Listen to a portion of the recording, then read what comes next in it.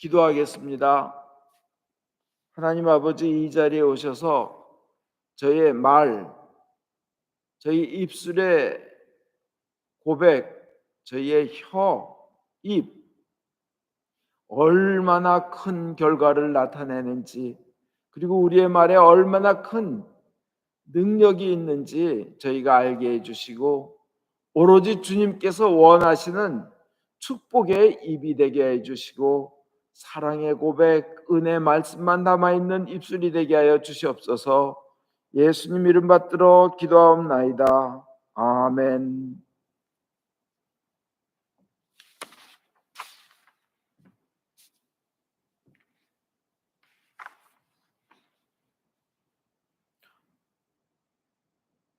오늘 제1독서는 모세가 하나님께 말씀을 드려 백성을 재앙에서 건지는 내용입니다. 말씀을 드린 겁니다.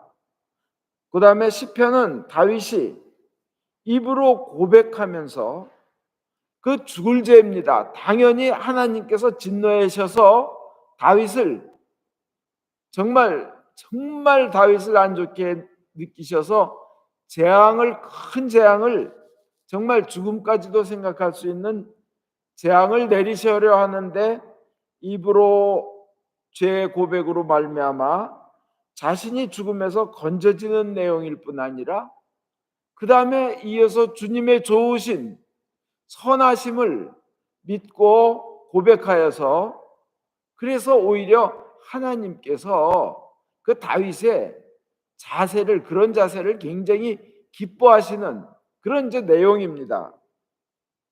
그래서 우리 입에서 나오는 말의 결과가 죽음에서 온 백성을 건지기도 하고, 또 생명을 가져다 주는 능력이 우리 입에 있다는 겁니다.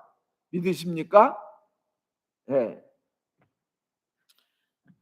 우리 입에, 우리 말에 큰 축복과 밝은 앞날, 그리고 생명과 희망을 주는 그 능력이 있는데, 하나님의 약속이신 성경을 통해 보겠습니다. 잠언 18장 21절에 죽고 사는 것이 혀의 권세에 달렸나니 혀를 쓰기 좋아하는 자는 그 열매를 먹으리라. 죽고 사는 것이 우리 입에 달려 있다는 겁니다. 말에 달려 있다는 거예요. 이건 하나님의 권고입니다. 하나님의 명령입니다. 이 하나님께서 권고하실 때 너 입에 의해서, 너희 말에 의해서 죽을래? 너희 말에 의해서 살래? 이거 너는 사는 길을 택해라 하는 권고입니다. 그죠? 하나님께서는 우리가 잘 되기를 원하시기 때문에 너의 삶과 죽음이 너의 혀에 달려 있다는 겁니다. 좋게 권고할 때, 하나님께서 좋게 권고하실 때 따르는 것이 현명한 일입니다. 한 13년 전쯤 뉴스에 알래스카에 사는 한 할머니가 전문가들, 야생동물 전문가들이 계속 그러면 안 되옵니다, 그러면 안 됩니다, 그러지 마십시오 하고 권고를 했어요. 뭐냐면 이분의 습관이 야생곰들한테 이렇게 음식을 집 앞에 이렇게 내놓는 거였습니다. 어느 날 그 할머니는 곰에게 물려 죽었습니다. 곰이 집안에 들어와 가지고. 권고할 때 권고를 우습게 여겼다가 그런 결과가 납니다. 주님께서는 우리에게 권고하십니다. 생명이 되는 선한 말을 하라는 겁니다. 남을 살리는 말, 내 입에서 나간 말로 인하여 사람이 생명을 얻을 수 있고 희망을 가지며 또 죄에서 돌이키고 영원한 생명을 얻게도 할 수 있기 때문에, 하나님은 우리가 그런 생명의 말을 입에 달고 살기를 원하십니다. 우리 혀에다가 그런 권세를 주셨습니다.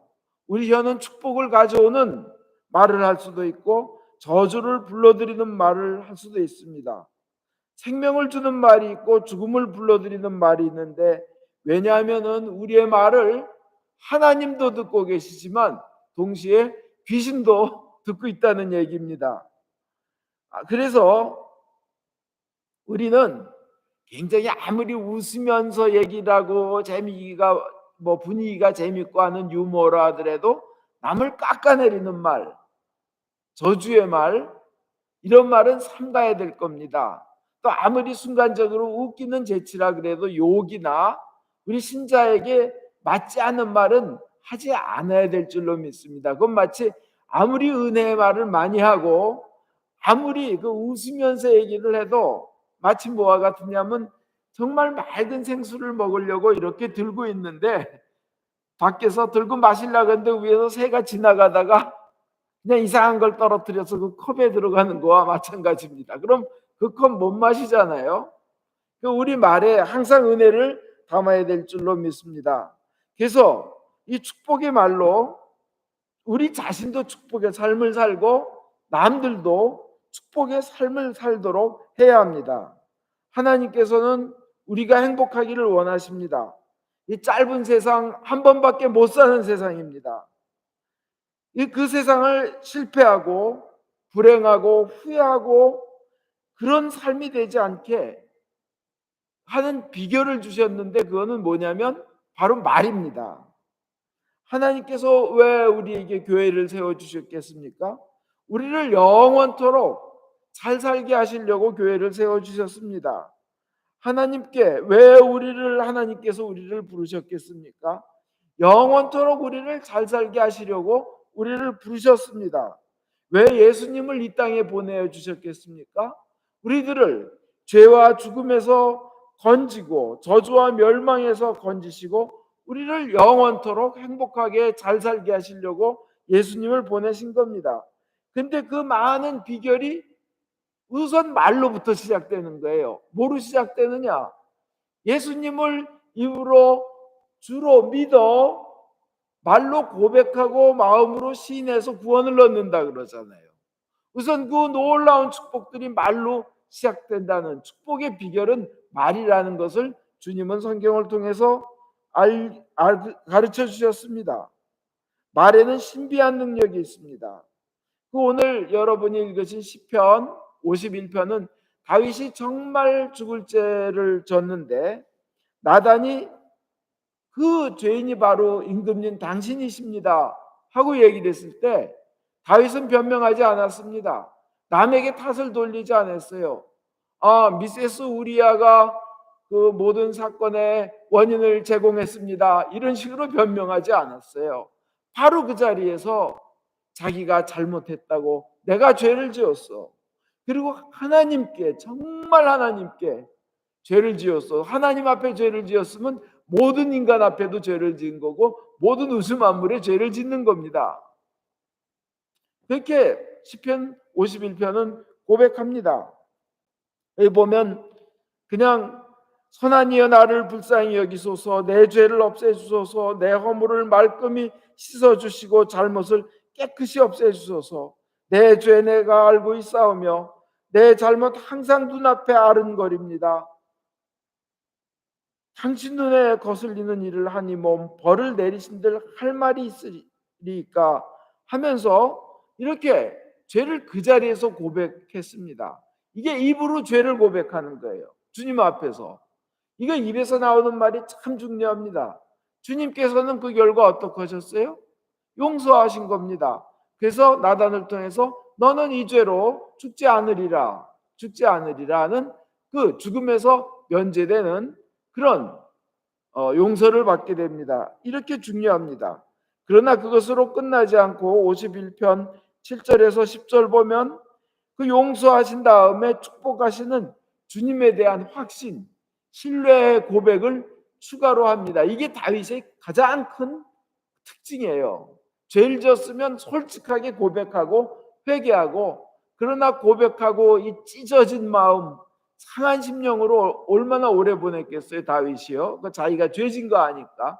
자기 죄진 거는 그 예언자 나단만 아는 것이 아니라 요압도 알고 있고, 또 이 나단이 와서 얘기했을 때 그냥 죽여 없앨 수도 있었습니다. 자기 죄를 덮기 위해서. 그러나 그런 짓을 하지 않았거든요. 그런데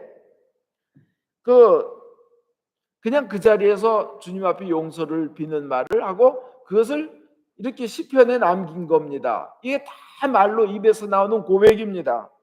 7절에서 10절도 보면 그 하나님에 대한 신뢰, 용서받은 후에 하나님은 그래도 좋은 것으로 인도하시리라 하고 정화수를 나에게 뿌리소서 이 몸이 깨끗해지리이다. 나를 씻어주소서 눈보다 더 희게 되리이다. 기쁨과 즐거움의 소리를 들려주소서 꺾여진 내 뼈들이 춤을 추리이다. 얼마나 자기가 자기 죄를 심각하게 여기고 몰래 숨기고 하려고 그랬는데 나단이 와서 얘기하니까 아주 상심으로 처절한 마음으로 그냥 정말 상한 심령으로 주님 앞에 죄 고백을 하는 기간을 보낸 후 그 다음에는 주님의 용서하심과 받아들이심을 그는 고백하는 겁니다. 자기 꺾여진 뼈들이 이 죄로 인하여 회개하고 이 뼈들이 꺾어진 뼈 그렇게 느끼는 거예요.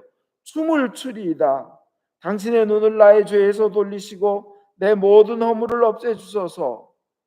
하나님 깨끗한 마음을 새로 지어주시고 꿋꿋한 뜻을 새로 세워주소서. 다시 희망을 가지고 살 수 있도록 해달라는 그 밝은 앞날에 대한, 그리고 지금 너무 슬퍼서 죄 때문에 괴로워했던 나날에서 이제 기쁨으로 바뀌고 싶다는 그런 고백을 하는 겁니다. 다윗의 이런 자세가 사실은 하나님의 마음에 듭니다. 그래서 하나님께서는 다윗의 촛불이 꺼지지 않게 하시고 다윗의 등불이 꺼지지 않게 하시고 그의 후손에서 메시아가 나오게 하시며 온 인류의 최고의 영광스러운 왕이 되게 하셨습니다. 이 세상에 그렇게 많은 왕들이 있고 수많은 왕들이 있지만 왜 다윗이 최고의 왕이 되었겠습니까? 그것은 하나님의 마음에 들었기 때문입니다. 죄를 고백할 때는 확실히 말로 입으로 고백하고 그 다음에는 좋으심을 믿고 삶을 바꾸는 겁니다. 그걸 고백하고요. 인간이 하나님의 형상대로 지어졌다고 되어 있습니다. 성경에. 하나님의 모상으로 되어 있다고 되어 있습니다.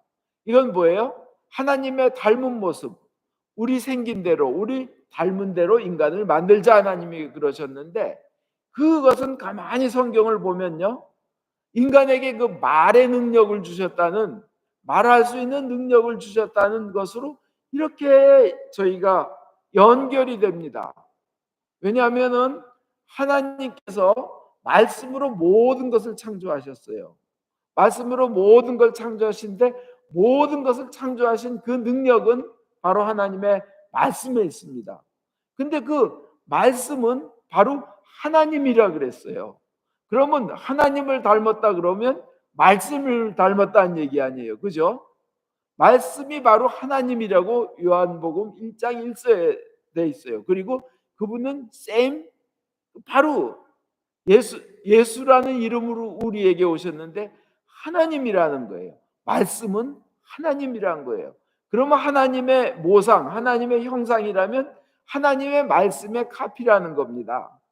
하나님 그 말씀 능력의 카피, 모상이 우리 인간이라는 거예요. 성경에서 요한복음 1장에 나오는 하나님의 말씀이란 단어를 하나님의 말씀으로 세상을 창조하셨다는, 말씀으로 창조하셨다는 거, 창세기 1장 그 말씀에 로고스라는 단어를 쓰는데 그 말은 하나님에게만, 하나님의 말씀에만 쓰는 단어가 아니라 인간의 말에도 그 구약의 원어에는 로고스라는 똑같은 단어를 쓴다는 얘기예요.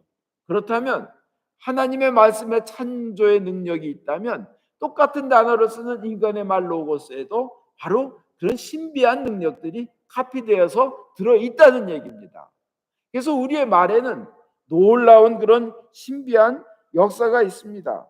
그런데 그 카피본, 복사본, 모상이 이제 원래 에덴 동산에 있을 때는 그 인간의 입에서 나오는 말이 생명의 말씀, 희망의 말씀, 능력의 말씀이었는데 타락하고 죄를 짓고 죽음이 들어옴으로 인하여 이 인간의 말이 절망과 분노와 욕과 저주와 불안과 좌절로 바뀌게 됩니다.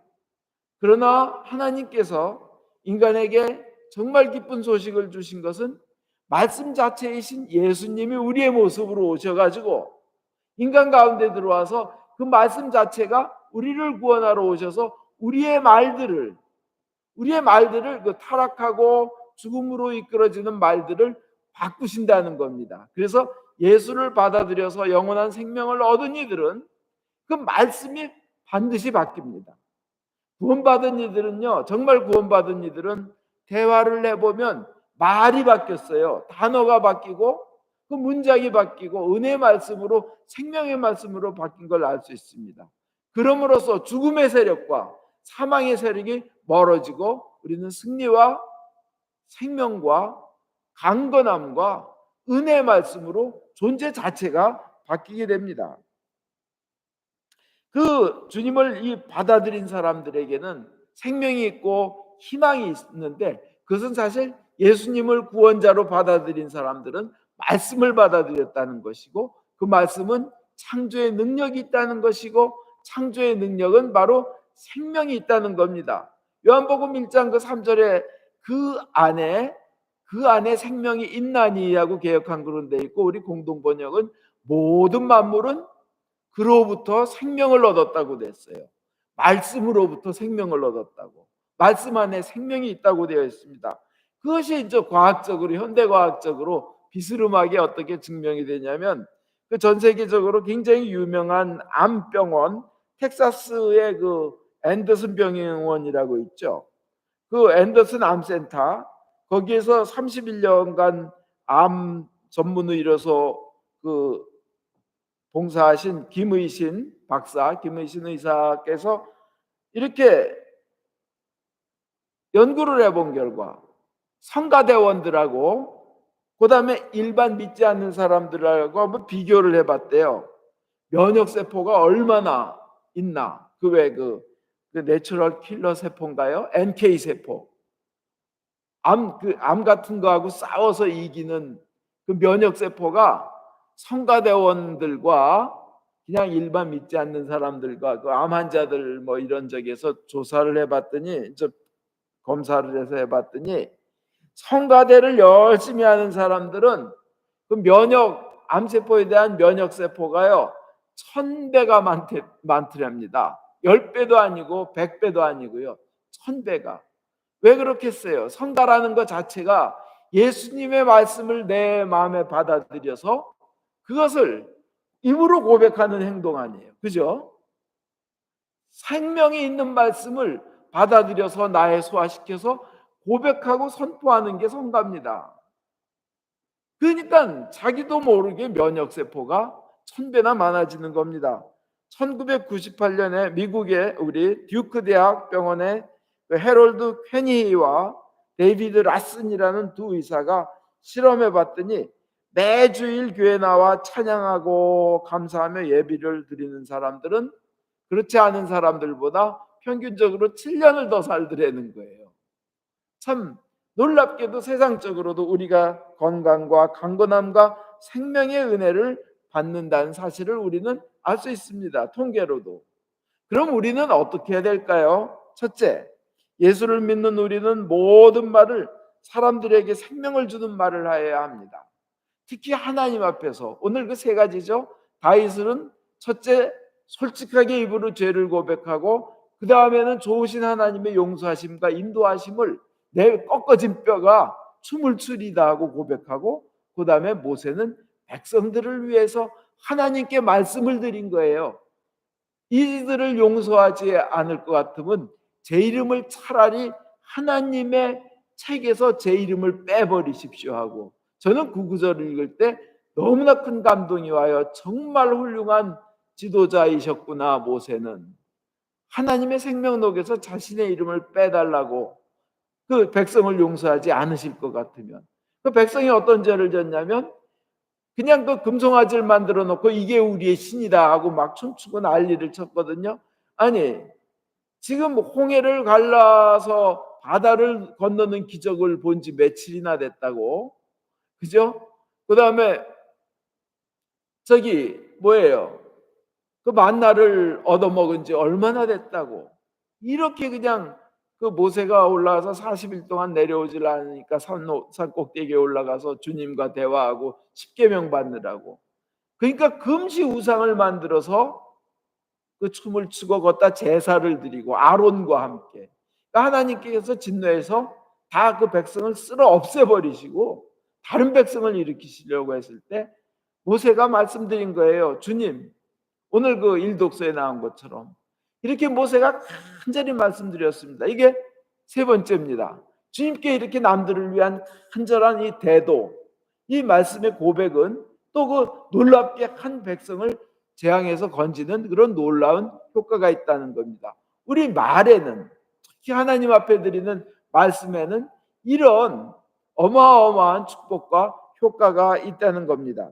그래서 우리는 사람들 앞에서도 사람들에게도 그런 생명의 말을 하는 그런 사람들이 진정한 크리스찬입니다.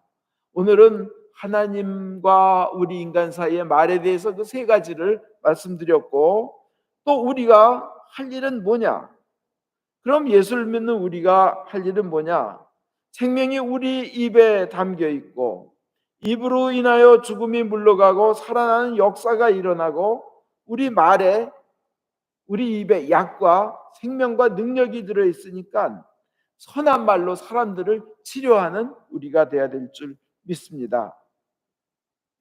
그래서 우리는 우리 말로 하나님 앞에서도 다윗처럼 또 모세처럼 입에 고백을 해야겠지만 사람에게도 말로 축복을 하고, 그리고 말로 축복을 선포하고, 또 말로 입으로 축복을 명령해야 되는 줄 믿습니다.